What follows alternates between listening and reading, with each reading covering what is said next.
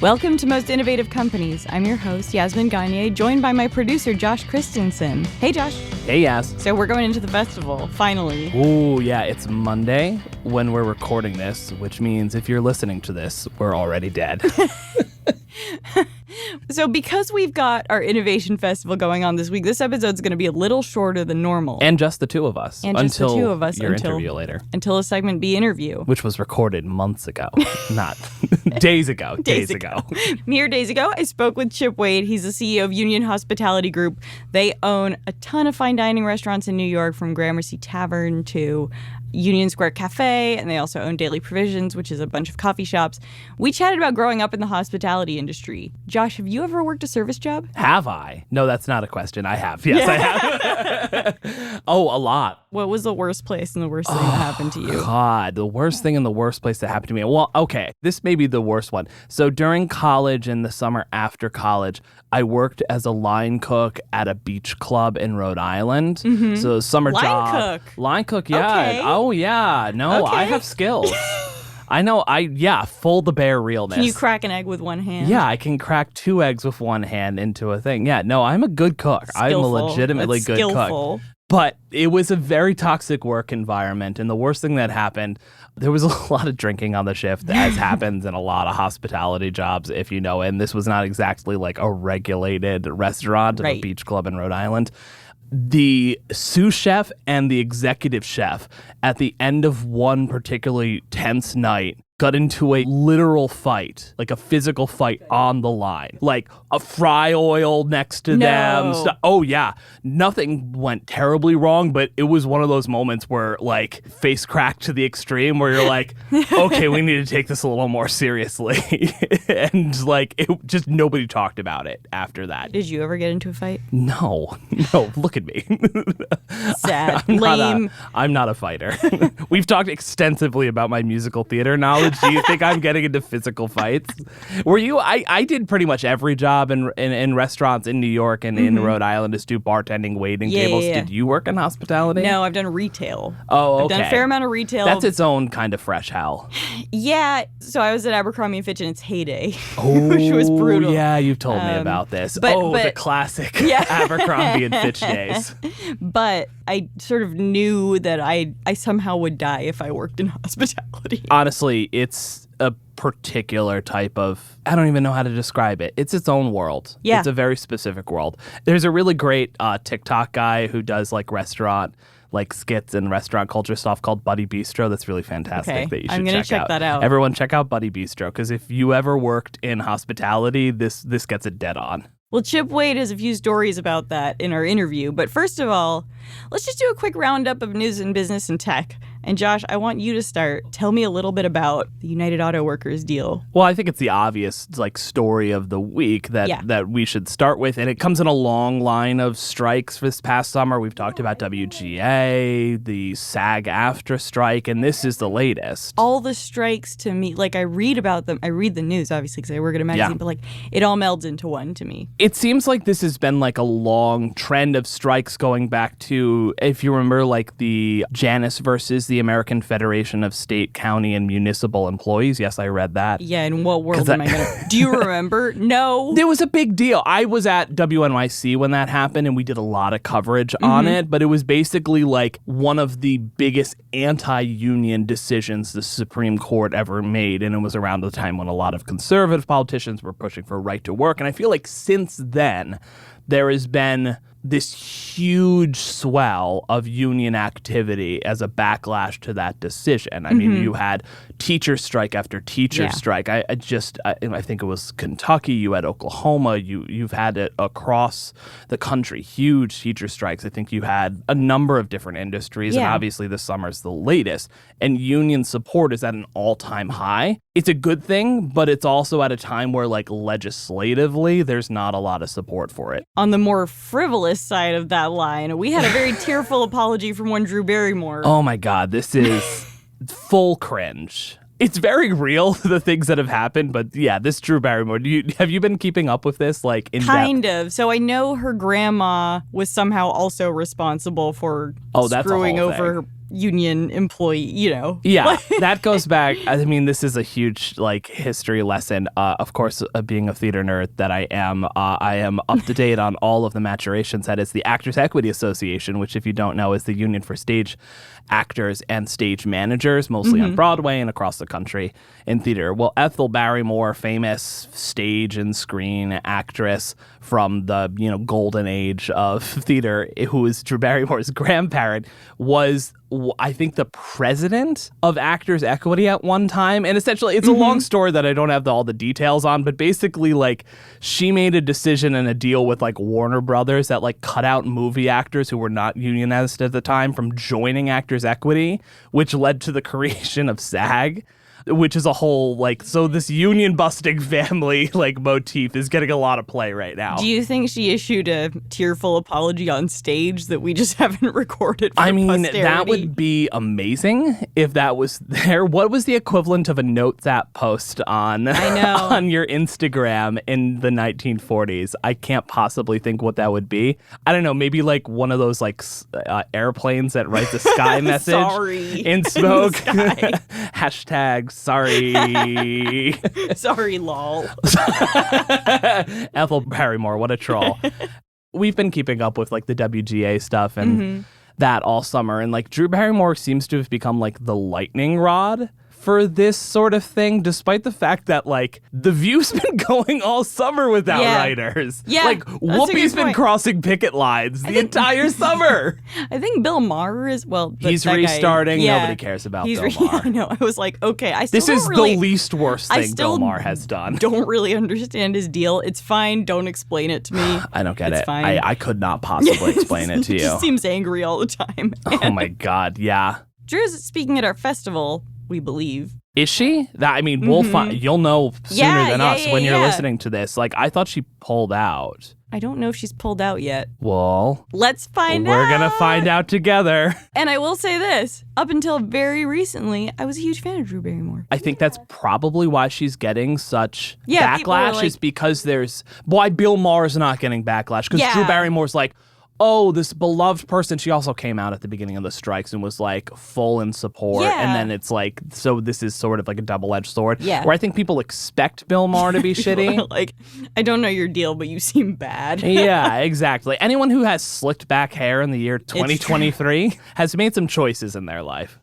To move on to something else, there was a huge climate protest yesterday because it's the UN General Assembly meeting next week. Yeah. This week. The UN General Assembly meets this week. As you're listening to this, it's already happened. There are a number of climate agenda things. And Ukrainian President Volodymyr Zelenskyy is coming to visit President Biden, asking for help on a 10-point peace proposal. Good luck.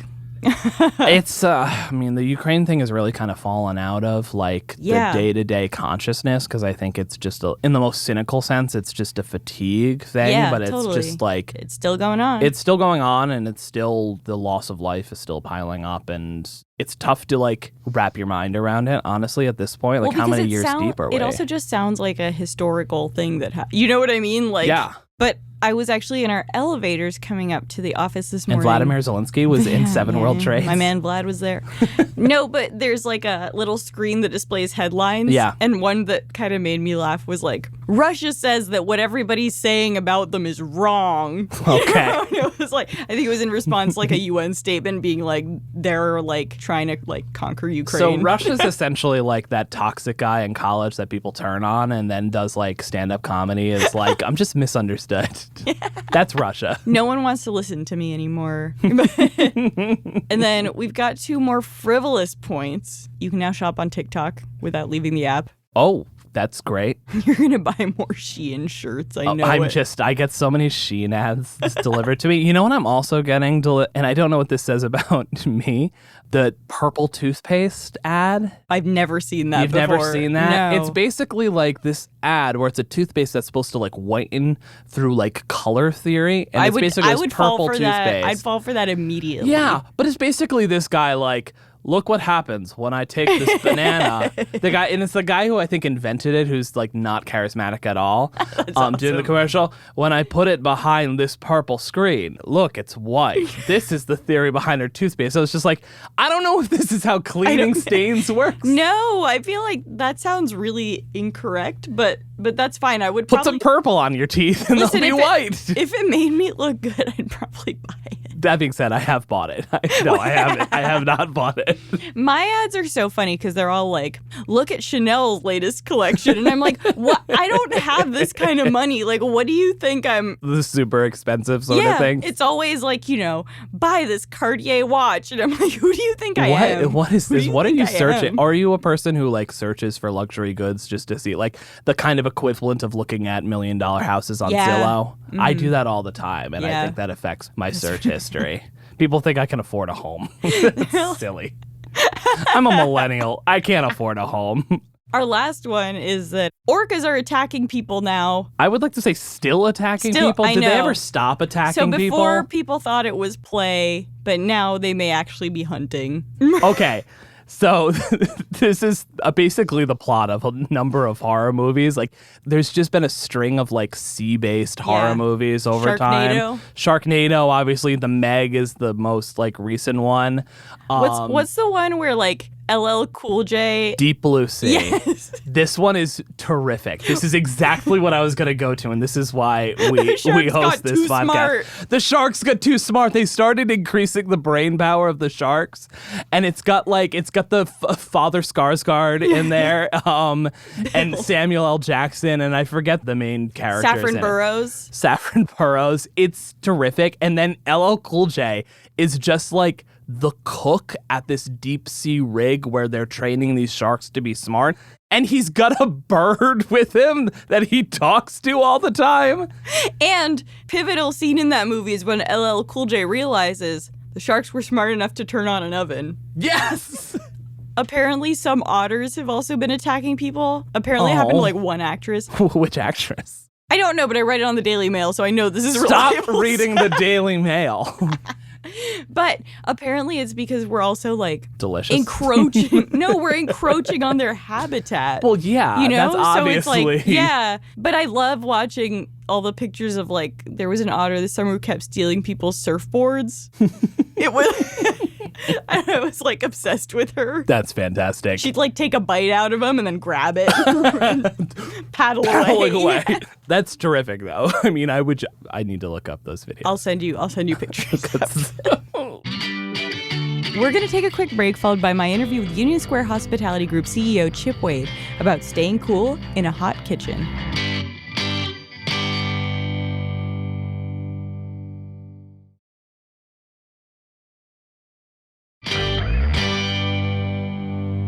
Before I ask you about your career and about how you got to this point, I guess I want to talk a little bit about Union Square Hospitality Group, because I think the name may not be familiar to a lot of our listeners, but your brands and your restaurants probably are. Just give me an overview of kind of what you oversee. I am the CEO of Union Square Hospitality Group, which is a hospitality company founded and created by Danny Meyer. Our roots are in, as you noted, these great fine dining, chef-driven restaurants. I'll name a few like Union Square Cafe, Gramercy Tavern, The Modern, to give you a couple examples. In addition to these just lovely curated fine dining restaurants, we have a brand called Daily Provisions. Oh, they make the best. I know they're not called donuts. They're called something else. Krellers. So good. We're very excited about that concept. We have 4 of them today and a 5th one that is scheduled to open within the next 3 weeks in Brooklyn, in the Cobble Hill section of Brooklyn on Court Street. Oh my God, that's where I used to live. Okay, yeah. I'll be walking over there. That's not too far. So we're very excited about that. So we have our fine dining restaurants. We have Daily Provisions. We have a growing consulting practice and business. And then we have a very large catering and event business. So those are the 4 revenue streams that we have, all under the umbrella of Union Square Hospitality Group. Now, how did you get your start in the restaurant industry? At 15 years old, I walked into a Dunkin' Donuts. I grew up outside of Philadelphia. And so I got my very first job, essentially cleaning the parking lot, sweeping the floors, and cleaning the toilets of this franchise business. And you still wanted to work And in hospitality after that. yeah, I mean, I just really enjoyed people. I enjoyed Mhm. serving people. I fell in love with food even before that, watching my grandmother cook. And so the confluence of a love for food and just the love of being of service and hospitality, I was hooked right away. How did you end up at Union Square Hospitality Group, going from Dunkin' Donuts? After graduating from high school, I went to culinary school at Johnson and Wales. And so I spent time in French restaurants as a sous chef and, just learning all the basics of being a great culinarian. Immediately went back and got a hospitality degree. But I grew up, I tell people, in TGI Fridays. I started as a restaurant manager and spent 14 years of my career in TGI Fridays. Wow, Yeah. I love that. Yeah, multiple different disciplines. I was an operator and a multi-unit supervisor. I ran domestic HR, and I also spent 3 years in new business development for TGI Fridays. The second, I'd say, big period of my career was with Darden Restaurants, Mhm. who owned Capitol Grill and Olive Garden at the time, Red Lobster, etc. In 2019, January of 2019, I had a very comfortable and relaxing conversation with Danny Meyer. And that's how I landed here. What was the transition like? I mean, that's not to say that like Capitol Grill is obviously not fast food, but I think the world of fine dining is pretty different. Sure. What was that transition like for you? I would say it was different. So how about that, right? I think when you think of our restaurants, again, these fine dining, chef-driven, chef-centric, it was an adjustment to getting used to the autonomy and freedom and creativity that our chefs have, right? Coming from a larger chain, I ran Red Lobster as COO and EVP.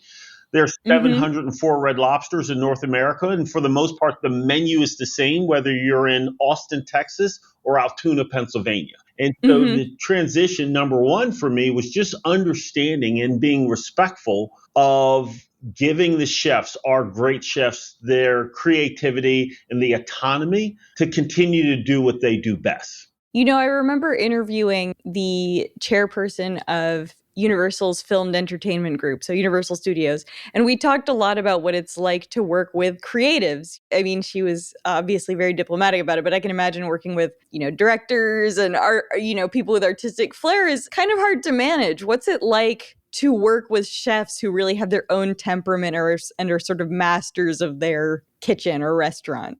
I love it, right? I really enjoy, as someone who, again, began his career in the discipline of culinary arts. Like for me, it was in many ways coming back home. So I love this creative sparring with our chefs and with our leaders. I love how they bring new ideas, new menus, new recipes. And what we've been able to do over my, 4.5 years with the organization is to keep that level of creativity intact while at the same time trying to bring in some discipline and some structure that enables us to execute better and also helps to fuel growth. What does that discipline and structure look like? Yeah, so I'll give you a very simple example. When I joined the company, we had 21 different SKUs for extra virgin olive oil.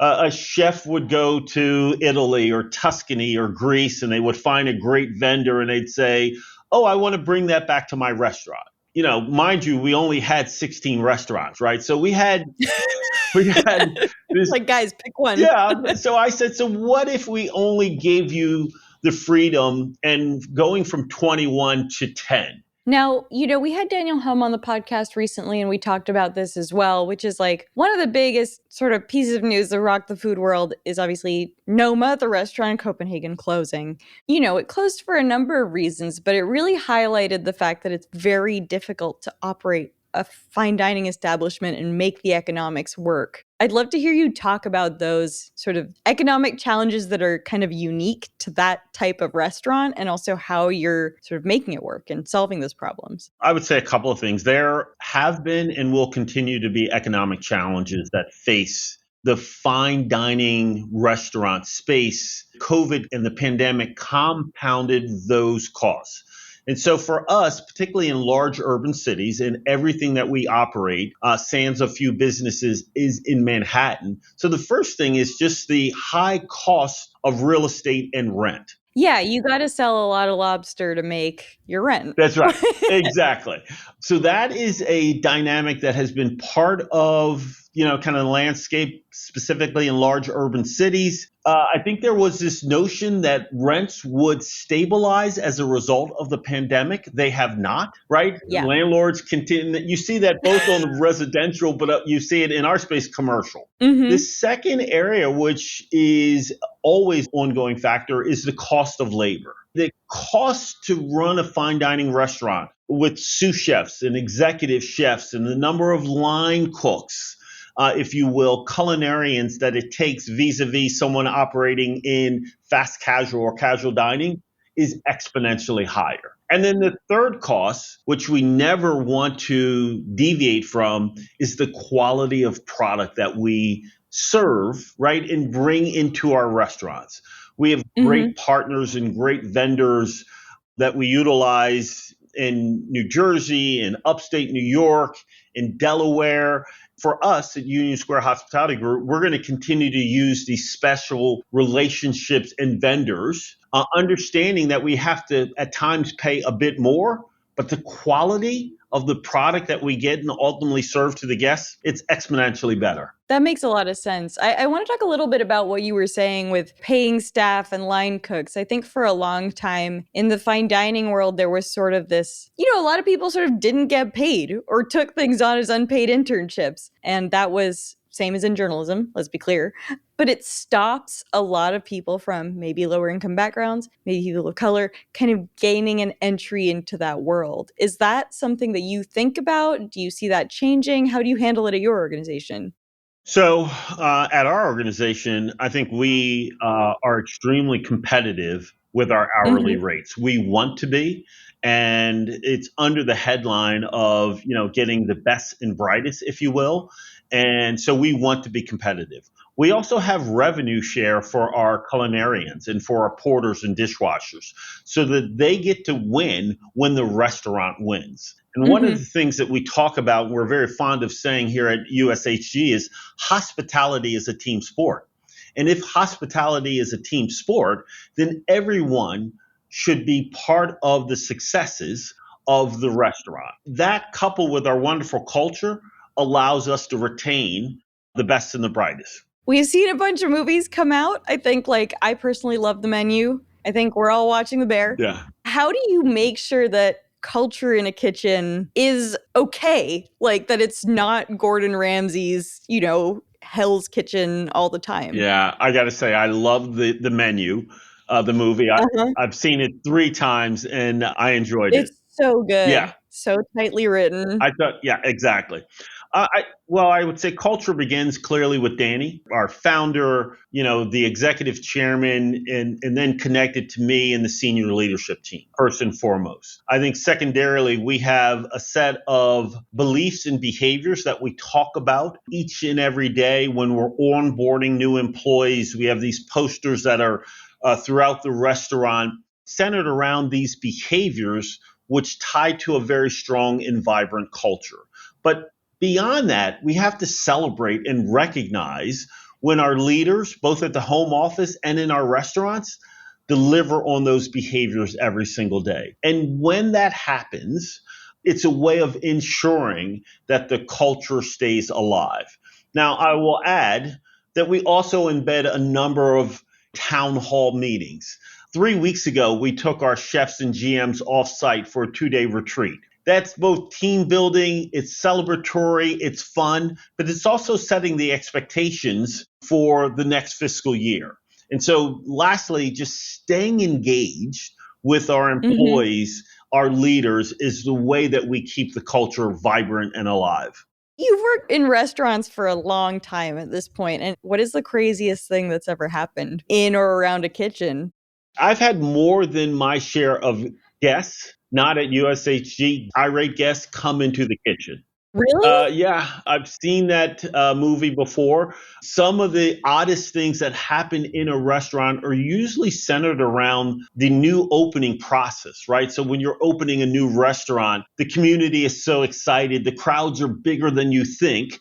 And they're so excited, but the guests at times forget that the staff is new and green and they're still trying to figure it out. Right. I was opening a restaurant. This is a good 20 years ago. A server came back to the kitchen and I was working in the kitchen and says, I need an update on table 24. And I see, okay, table 24. And I look a little further, I see a second table 24. And then I see a third table 24. Nope. Which meant, Pure hell. which meant that it was just sheer chaos. The guests, the first and second parties could not wait. And they ended up leaving, and we sat the table a third time. And so, again, most of the craziest stories are centered around new restaurant openings. Yeah, they're like small administrative things that are just like a nightmare because people are involved, right? Exactly right. Yeah. And you know, kitchens are famously a sort of high pressure environment, especially at fine dining establishments. Do you have any personal techniques for de-escalating situation, taking yourself out of a situation, you know, staying calm?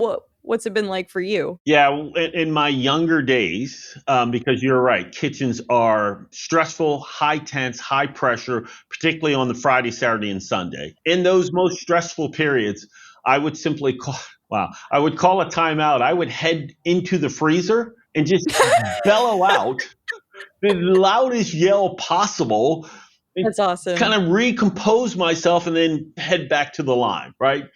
That worked for me. I love that. There's also this idea of like, I like to have fun. So adding humor, adding jocularity, creating a sense of fun, even at the peak of stressfulness, I think helps to bring some of the tension down.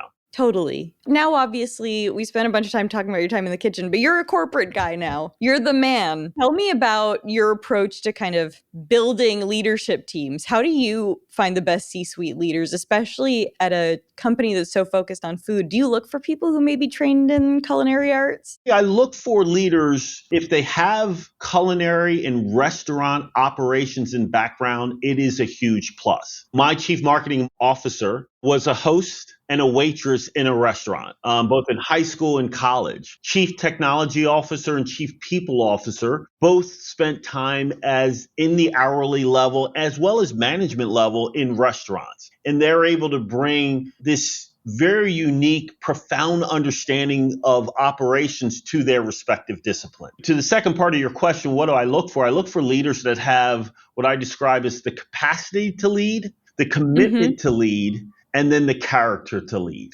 right? All three are essential.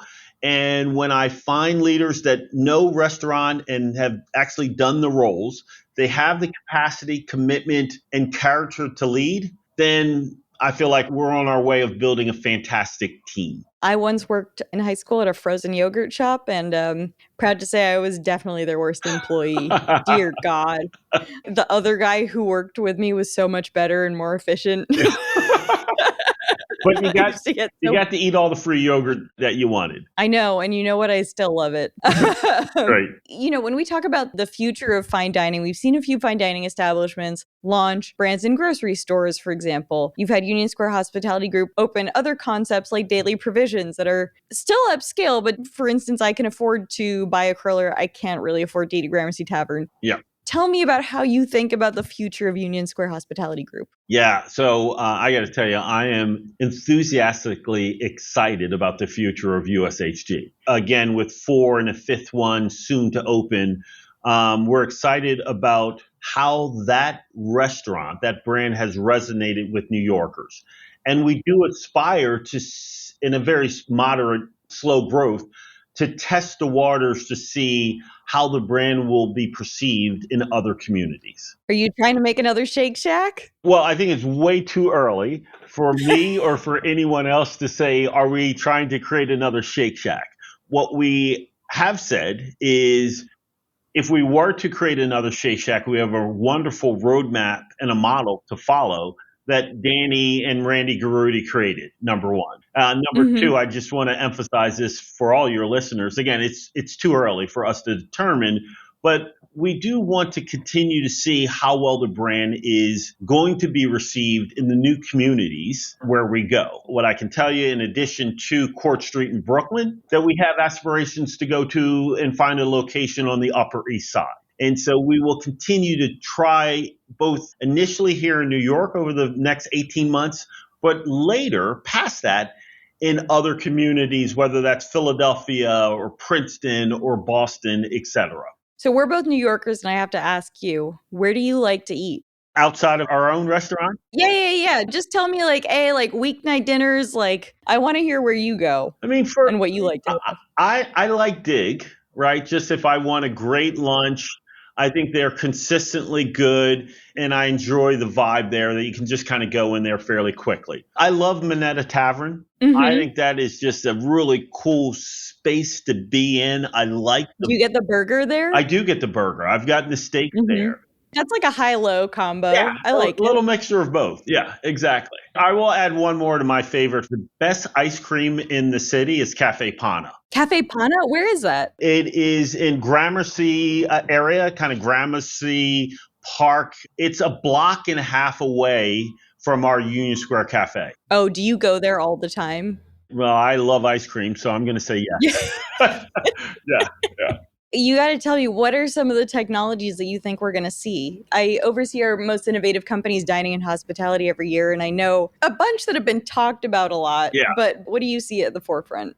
So I think on the forefront of that is just how do we get data about the consumers as they're making their reservations, not just their name and number and email, but preferences. And I think that you're going to see someone take a reservation or make a reservation, and there'll be questions like, what's your favorite bourbon? Or do you prefer red or white? And so when the server approaches the table, not only will she or he know my name, hi, Mr. Wade, and welcome to X restaurant. We have a couple of great bourbons because I understand that you love bourbon. And I'd like to share that with you. That's vastly different than today when a server says, what can I get you to drink? Right. And so when you can start a dining experience by intimately knowing the guest, and the technology and the data collection will allow companies in the future to provide better service and more hospitality in their experience. Well, this was great. Thank you so much for coming on the show. Thank you. I appreciate it. And that's it for Most Innovative Companies. Our show is produced by Avery Miles and Blake Odom, mixed and sound designed by Nicholas Torres, and our executive producer is Josh Christensen. Remember again to subscribe, rate, and review, and we'll see you next week.